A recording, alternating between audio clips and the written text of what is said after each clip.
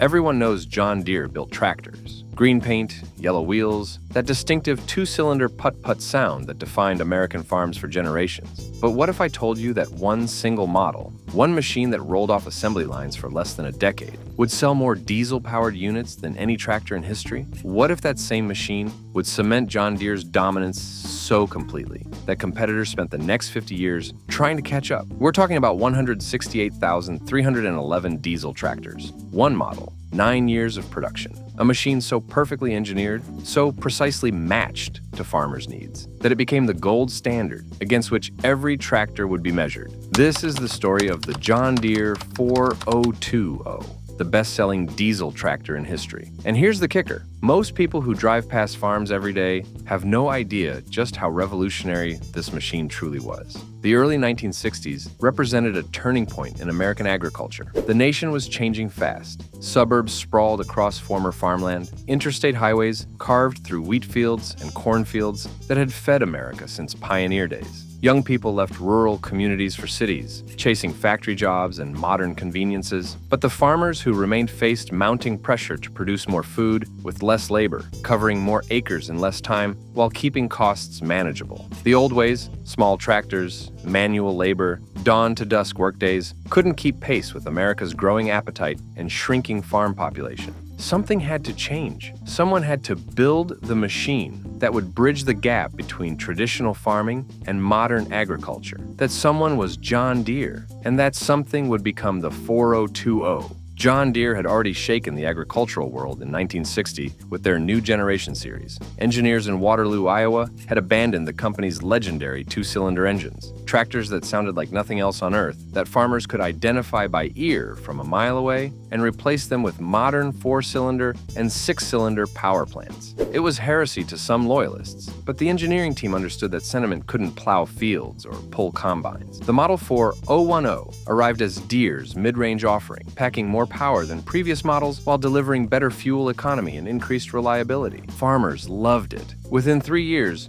Deere had sold tens of thousands of 4010s, proving that traditional farmers would embrace modern technology if it delivered genuine improvements. But the engineers knew they could do better. They had learned valuable lessons from those early 4010s, which components worked perfectly, which needed refinement, where power could be improved, how transmissions could shift smoother. By 1963, they were ready to launch something even better. The John Deere 4020 debuted in 1963 as the direct replacement for the 4010. On paper, the differences seemed incremental: slightly more displacement, refined hydraulics, improved transmission options. But those incremental changes added up to something transformative. The 4020 represented evolutionary perfection rather than revolutionary redesign, taking everything that worked about the 4010 and making it better, while eliminating the problems that had surfaced during real-world use. John Deere engineers had listened to farmers, studied failure patterns, analyzed warranty claims, and designed solutions. The 4020 wasn't built in some ivory tower by engineers who had never smelled diesel exhaust or felt the jarring impact of a plow hitting buried rock. This machine came from practical experience, from understanding exactly what farmers needed and delivering it without compromise. The engineering team spent countless hours interviewing farmers in their fields, watching how they actually used tractors, rather than how manuals suggested they should be used. They analyzed which components failed most frequently on the 4010, determining whether failures resulted from design flaws, material choices, or simply inadequate strength for real-world applications. Every complaint that reached dealer service departments was documented, categorized, and studied to identify patterns that might reveal systematic problems requiring engineering solutions. John Deere test drivers put prototype 4020s through punishing evaluations on company test farms, simulating years of abuse and months of continuous operation under varying soil conditions and climate extremes. The fuel injection system received particular attention, with engineers fine-tuning fuel delivery curves to maximize power while minimizing smoke and fuel consumption across the entire operating range. They redesigned the air filtration system to handle the massive amounts of dust generated during tillage operations, protecting the engine from premature wear that shortened service life. The transmission housing was strengthened in areas where stress analysis revealed potential weak points, preventing the catastrophic failures that occasionally sidelined 4010s during critical farming periods. Even seemingly minor details like the fuel cap were reconsidered and improved, making it easier to remove with gloved hands and adding a tether so it couldn't be lost in tall crop stubble. The brake system was upgraded with larger drums and improved lining materials that provided more consistent stopping power and longer service life between replacements. These improvements weren't accidents or lucky guesses. They were the result of systematic engineering discipline applied to solving real problems that real farmers actually encountered in their daily work. At the heart of the 4020 sat a 6-cylinder diesel engine displacing 404 cubic inches. That engine became legendary in its own right. Bulletproof construction, conservative power ratings, and the kind of low-end torque that could pull tree stumps without complaint. The engine produced approximately 95 horsepower at the power takeoff, or PTO, which drove implements like balers, combines, and grain augers. Drawbar horsepower, the actual pulling power available at the hitch, measured around 84 horses. Those numbers might seem modest by modern standards, but context matters. In 1963, 95 horsepower represented serious capability, enough to pull 5 bottom plows through heavy soil, enough to handle the biggest implements most farmers owned. The diesel engine delivered that power with remarkable fuel efficiency, sipping from its 34-gallon fuel tank while gasoline tractors guzzled and needed frequent refueling stops. The engine's construction revealed John Deere's commitment to durability over flashy specifications. 7 main bearings supported the crankshaft, more than many competitors offered, distributing loads evenly and reducing wear. The cylinder block was cast iron, thick-walled, designed to survive decades of hard use without cracking or warping. Forged steel, connecting rods, linked pistons to crankshaft, components strong enough to handle the massive cylinder pressures generated by diesel combustion. The fuel injection system used proven technology rather than experimental designs, delivering reliability that farmers could depend on. This wasn't the most powerful tractor available in 1963.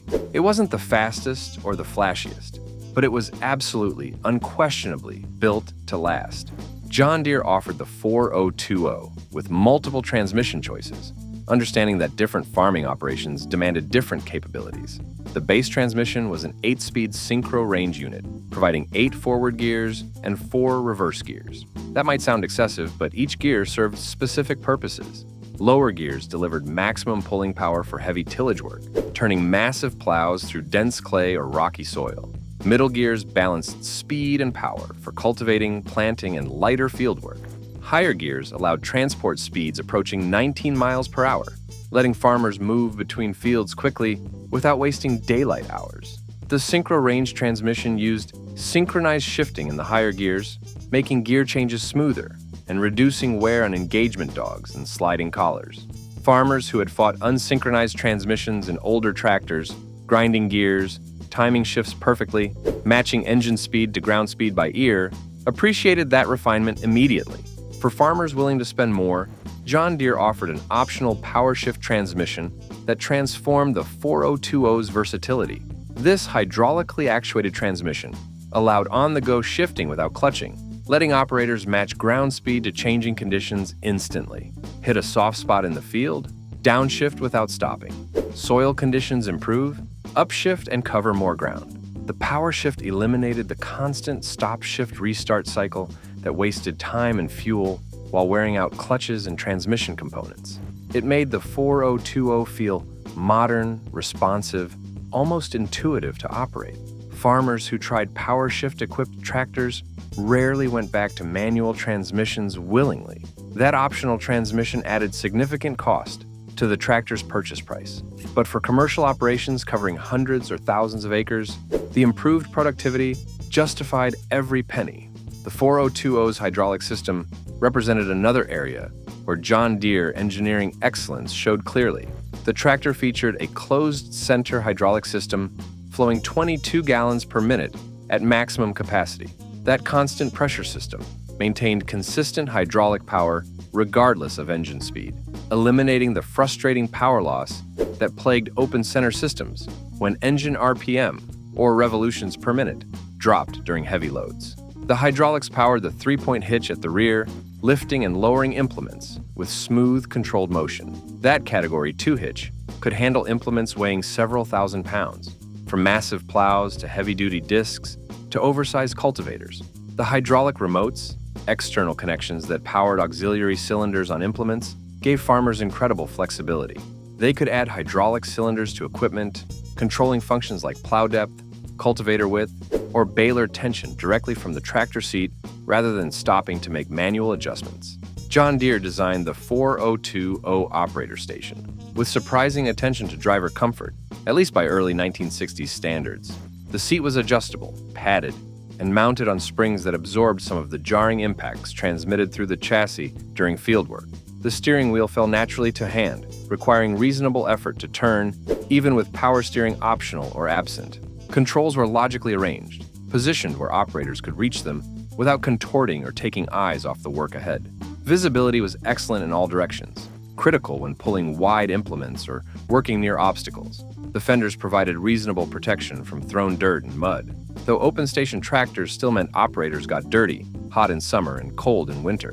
By 1969, John Deere offered an optional enclosed cab with heat and air conditioning, luxury that transformed the 4020 from a tool into a mobile office where farmers could work comfortably, regardless of weather conditions. The 4020's weight, approximately 9,000 pounds, depending on configuration and ballast, provided excellent traction without making the tractor unmanageably heavy for transport or creating excessive soil compaction. John Deere engineers had calculated that weight carefully, balancing the need for traction during heavy pulling against the practical requirements of moving the tractor on public roads and minimizing crop damage from tire pressure. The standard tire sizes, 7.50-16 on the front, 15.5-38 on the rear, delivered good flotation in soft soil while providing enough bite for maximum pulling power. Farmers could add wheel weights, fill tires with calcium chloride solution, or hang cast iron weights on the front for additional traction when conditions demanded, customizing the tractor's weight for specific applications. The weight distribution was carefully engineered with approximately 60% on the rear axle and 40% on the front, providing optimal balance for both pulling heavy loads and maintaining steering control on hillsides or uneven terrain. This balance prevented the front end from lifting dangerously during maximum drawbar pulls, a problem that plagued lighter competitors and created serious safety hazards. The frame construction used heavy-gauge steel that provided structural rigidity without unnecessary bulk, ensuring the tractor could handle twisting forces encountered when working across terraces or contoured ground. Dual rear wheel options allowed farmers to spread weight across 4 rear tires instead of 2, dramatically reducing ground pressure and preventing the deep rutting that damaged soil structure and impeded spring fieldwork. The ballasting system was remarkably flexible, with multiple mounting points for cast weights that let farmers fine-tune weight distribution for specific implements or soil conditions. Front-end weights typically ranged from 300 to 800 pounds and proved essential when operating heavy rear-mounted equipment that tried to lift the front wheels off the ground. Liquid ballast in the rear tires added significant weight low in the tire, where it provided maximum traction benefit, while also serving as freeze protection in northern climates. When mixed properly with calcium chloride, the tractor's center of gravity sat low enough to provide excellent stability on slopes, yet high enough to provide adequate ground clearance for row crop work over uneven seed beds. Transportation weight remained legal for most public roads without requiring special permits or restrictions, allowing farmers to move between fields or from farm to town without bureaucratic complications. The relatively modest weight also meant the 4020 didn't require massive, expensive transport trailers when being hauled long distances for resale or relocation to new farms. Production of the 4020 took place primarily at John Deere's massive Waterloo, Iowa facility, though some units came from factories in Mexico to serve international markets. The Waterloo plant was, and remains, one of the world's largest agricultural equipment manufacturing complexes, covering millions of square feet and employing thousands of skilled workers. Walking through that facility during the 1960s would have been an overwhelming sensory experience. The roar of overhead cranes moving engine blocks, the acrid smell of welding torches joining frame components, the rhythmic clang of stamping presses forming sheet metal panels, the organized chaos of hundreds of workers assembling tractors on moving production lines. Each 4020 started as piles of raw materials and components, slowly taking shape as it moved through the factory, gaining its engine, transmission, hydraulics, wheels, and finally that distinctive John Deere green and yellow paint before rolling out to waiting dealers. The 402 quickly became John Deere's best-selling tractor, dominating sales charts and becoming ubiquitous across American farmland. Walk into any small-town diner in Iowa, Kansas, Nebraska, or 1,000 other agricultural communities during the mid-1960s, and you'd hear farmers talking about their 402s, comparing notes on fuel consumption, sharing maintenance tips, bragging about acres covered or productivity improvements. The tractor developed a reputation for simply refusing to quit. Engine problems were rare if farmers performed basic maintenance. Transmission failures were uncommon. Hydraulic issues could usually be traced to contaminated fluid or worn seals, rather than fundamental design flaws. The 402 just worked, day after day, season after season, year after year. That reliability meant farmers could focus on farming rather than wrenching, could count on their equipment during critical planting and harvesting windows, when breakdowns cost serious money. The versatility of the 402 made it perfect for the diverse operations typical of American family farms. During the 1960s and 70s, one day it would pull a 5-bottom plow through heavy clay, breaking new ground or preparing seed beds. The next day, the same tractor might power a grain drill, precisely planting wheat or soybeans in neat rows. During harvest season, it could drive combines, elevators, or grain carts, its PTO spinning shafts that powered machinery critical to bringing crops from field to storage. In winter, the 402 could clear snow, haul feed to livestock, or power equipment in farm shops through a front-mounted PTO. This wasn't a specialized machine that excelled at one task. This was a universal workhorse that handled everything farmers threw at it with equal competence. Spring found the same tractor cultivating corn and cotton, its hydraulics raising and lowering implements dozens of times per hour as farmers navigated headlands and adjusted for changing soil conditions. Summer brought mowing and baling hay, tedding and raking windrows, or pulling wagons loaded with square bales from field to barn, while the sun baked operator and machine alike. Fall meant pulling grain wagons to elevators, operating post-hole diggers for fence repairs before winter, or powering silage choppers that filled feed bunkers for the coming cold months. Different variants of the 402 expanded its versatility even further. The row crop version featured adjustable rear wheel spacing, allowing farmers to match tire tracks perfectly to the spacing between planted rows. That precision prevented tire damage to growing crops while maximizing cultivating efficiency. The standard version offered fixed wheel spacing suited for general farming operations, where row crop precision wasn't necessary. The high crop variant raised the entire tractor on extended axles, providing extra ground clearance for tall crops like cotton or tobacco. An industrial version, designated the 600, modified the 402 for construction and industrial applications, proving the design's fundamental strength translated beyond agriculture.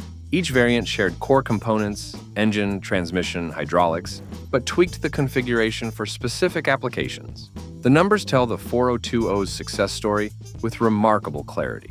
Between 1963 and 1972, John Deere built 184,879 total 402 tractors.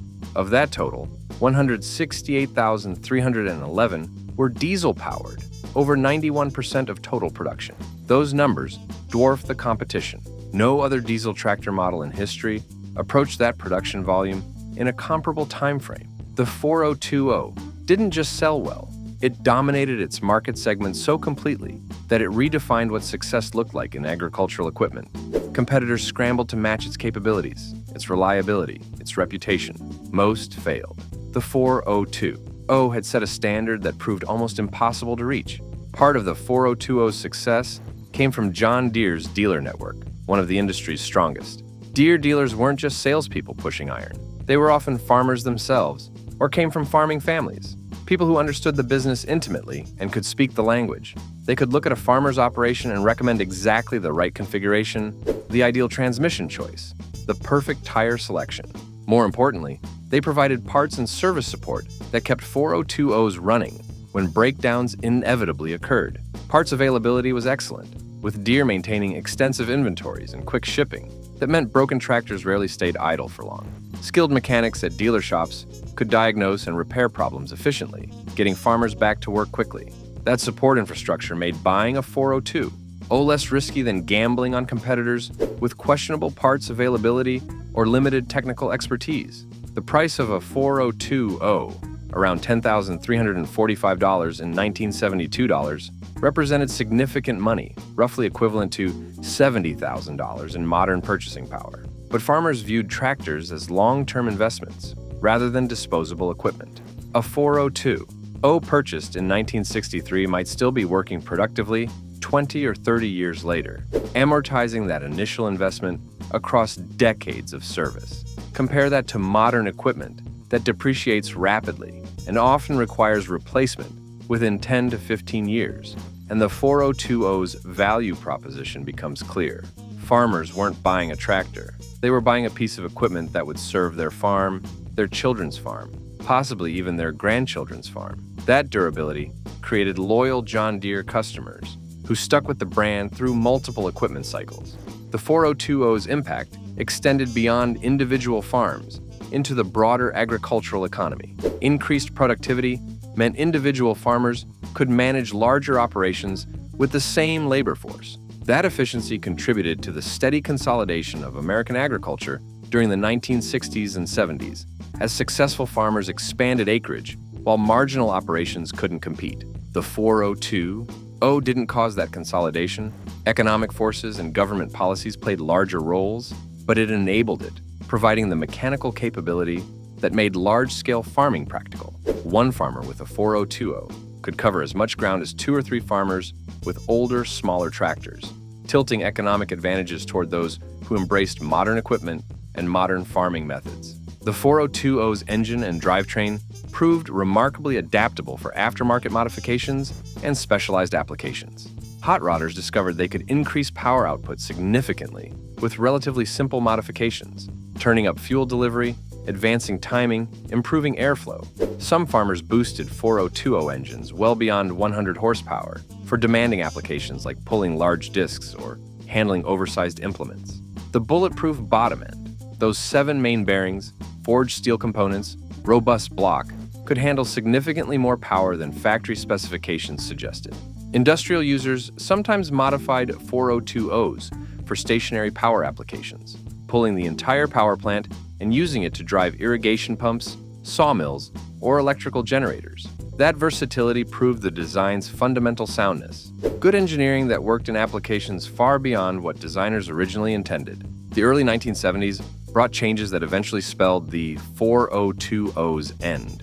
Environmental regulations were tightening, demanding cleaner exhaust emissions and quieter operation. Safety standards were evolving, requiring enclosed cabs with rollover protection and better operator safeguards. Customer expectations were rising, with farmers demanding more comfort, more technology, more capabilities from their equipment. John Deere engineers recognized that the 402, despite its success, represented 1963 engineering solving 1960s problems. By the early 1970s, American agriculture needed something more. In 1972, after 9 years of production, John Deere replaced the 402 with the 4230. The new model offered more power, approximately 110 horsepower, along with updated styling, improved operator comfort, and engineering refinements that addressed the 402's few shortcomings. The transition from 402 to 423 marked the end of an era without the drama that often accompanies such changes. There were no protests, no farmer rebellions demanding continued 402 production. Instead, there was quiet recognition that John Deere had built something exceptional, that nearly a decade of production had refined the 402 to near perfection, and that evolution demanded moving forward. The last 402's rolled off Waterloo production lines in 1972, serial number 270,288, marking the end of production. By that point, 402's were so common across American farmland that their presence seemed almost unremarkable. Drive through any agricultural region, and you'd see them everywhere. Working fields, parked beside barns, covered with dust and honest wear from years of hard labor. But the 402 didn't disappear when production ended. Unlike automobiles that rust away or get scrapped when they become inconvenient, tractors often continue working for decades beyond their intended service lives. A tractor that worked perfectly didn't get replaced just because something newer arrived. It kept working until it couldn't work anymore. Then farmers rebuilt it and kept working. That durability meant 402s remained common fixtures on American farms through the 1980s, the 1990s, and into the 21st century. Walk into rural farm auctions today, and you'll still see 402s selling, still running, still working.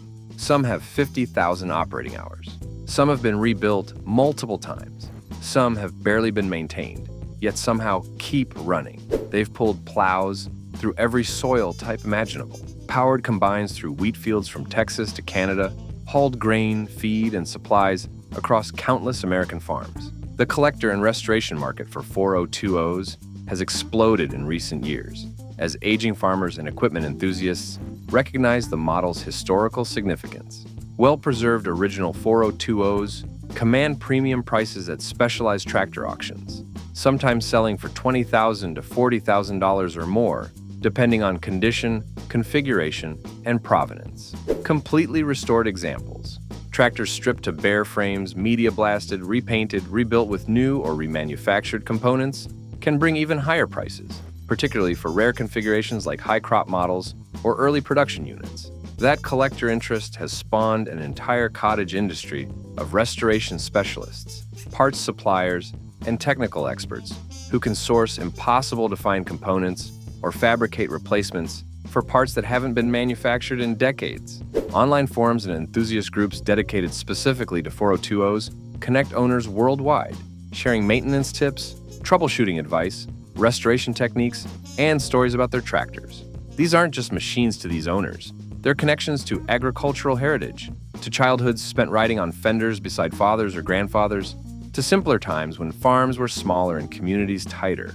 Restoring a 402 becomes a labor of love, a way to preserve something meaningful rather than just fixing old equipment.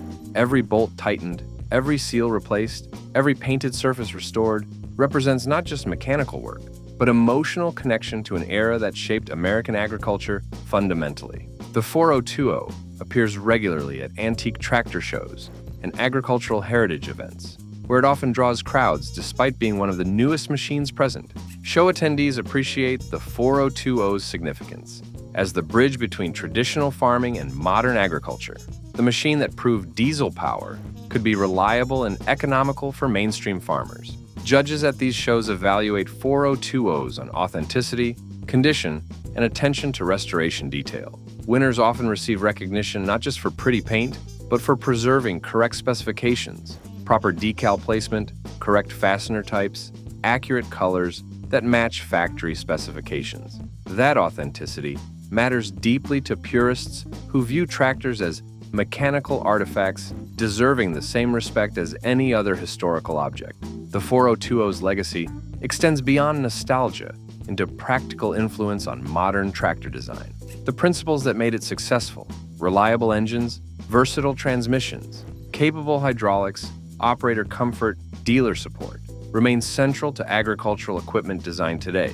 Modern tractors are far more sophisticated, packing computer controls, GPS guidance, emission systems, and technology the 402's designers never imagined. But underneath those electronic layers, the fundamentals remain unchanged. Deliver reliable power, provide versatile capabilities, make operators comfortable, build it to last. The 402 proved those principles worked. Every John Deere tractor built since owes something to the 402's success, to the lessons learned during its development, to the reputation it built for the company. Manufacturing 168,311 diesel tractors in 9 years required extraordinary coordination, quality control, and logistical capability. John Deere had to source millions of components from hundreds of suppliers, coordinate delivery schedules, so parts arrived exactly when needed, maintain quality standards ensuring every tractor met specifications, and manage a workforce skilled enough to assemble complex machinery efficiently. The fact that so many 402's survive and still work today speaks volumes about the manufacturing quality achieved at Waterloo during those years. This wasn't mass production in the negative sense. This was skilled manufacturing at scale, combining efficiency with craftsmanship, delivering quantity without sacrificing quality. The 402 succeeded because it solved real problems for real farmers during a critical period in agricultural history. It wasn't overbuilt and expensive, like some competitors that offered capabilities most farmers never needed. It wasn't underbuilt and cheap like others that broke frequently and frustrated owners. The 4020 hit that perfect sweet spot, powerful enough for serious work, reliable enough to depend on, versatile enough to handle diverse tasks, priced reasonably enough that farmers could justify the investment. Finding that balance is extraordinarily difficult. Countless other tractors from the same era have been forgotten, scrapped, or survive only as curiosities. The 402 thrives because John Deere got it right in ways that still matter decades later. Today, that legacy lives on in multiple ways. The 4020s still working on farms worldwide prove the design's fundamental soundness. Machines built for 9-to-5 service that somehow keep running after 60-plus years. The collectors and restorers preserving 4020s ensure future generations can see and appreciate what made this tractor special. The enthusiast communities sharing knowledge and passion keep the 4020's story alive beyond dry specifications and sales figures. And the continuing dominance of John Deere in agricultural markets worldwide traces directly back to the reputation built by tractors like the 4020, machines that delivered on promises, that worked when farmers needed them, that justified the trust placed in the green and yellow brand. The 4020 represents something larger than itself. It symbolizes American agricultural innovation during a transformative era. The 1960s changed American farming as dramatically as tractors changed farming in the 1920s, or combines changed harvesting in the 1930s. The 402 stood at the center of that transformation, enabling changes that reshaped rural America fundamentally. Every time a collector fires up a restored 4020, every time a farmer cranks an original, still working in daily service, every time an enthusiast shares a story about learning to drive on a 4020, that history lives again.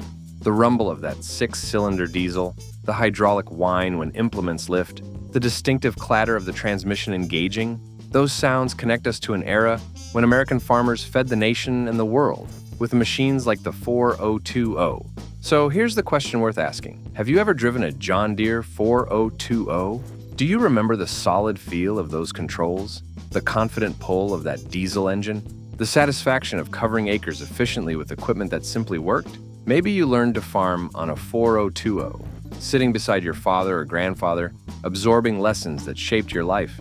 Maybe you've seen them at shows or auctions, wondering what made this particular model so special. Maybe you own one now, working it daily, or restoring it carefully. Whatever your connection to the 4020, you're part of its continuing story. Drop a comment below and share your 4020 memory. We'd love to hear how this legendary tractor touched your life.